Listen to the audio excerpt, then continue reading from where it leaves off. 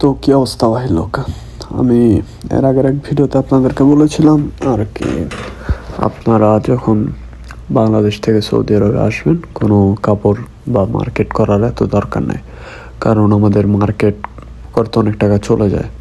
কিন্তু সৌদি আরবে আপনাদের আমি একটা ভিডিওতে বলেছিলাম যে সৌদি আরবে একটা মার্কেট খুব বেশি প্রচলিত, যেটার নাম হলো খামসা মার্কেট, বা আপনারা দেখবেন 5 সেভিংস লেখা থাকে এরকম।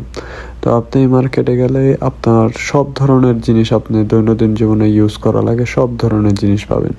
আপনার রেজার থেকে শুরু করে, আন্ডারওয়্যার থেকে শুরু করে, টি শার্ট থেকে শুরু করে জুতা, সব পাবেন আপনি। আপনি এখানে কম দামি বডি স্প্রে পাবেন, টুথব্রাশ থেকে শুরু করে, তারপর কাপড় ধোয়ার ডিটারজেন্ট, সাবান, যা যা লাগে আপনি সব পেয়ে যাবেন। এই যে দেখেন, আমি আপনাদের কিছু দেখাচ্ছি। এইসব মাত্র 5 রিয়াল, বাংলাদেশি টাকা 150 টাকা। এর জন্য আমি আপনাদেরকে ভিডিওতে বলেছিলাম যে আপনারা এত টাকার মার্কেট করে আসার দরকার নেই, এটা এইভাবেই থেকে যায়। কারণ আমাদের ডিউটি টু ঘুম, ঘুম টু ডিউটি, এটাই হয় জীবন। এই জীবনে আরও এত টাকার মার্কেট করে কোনো ফায়দা হয় না। এই মার্কেটটা দোতলা, এখানে দেখেন এগুলো হলো কাপড় ধোয়ার জিনিস।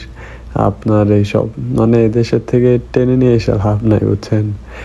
মানে আমরা আর কি যেটা করি সেটা আসলে ভুল, কেউ আমাদের বলে না, এর জন্য আমরা প্রথমে লস খাই।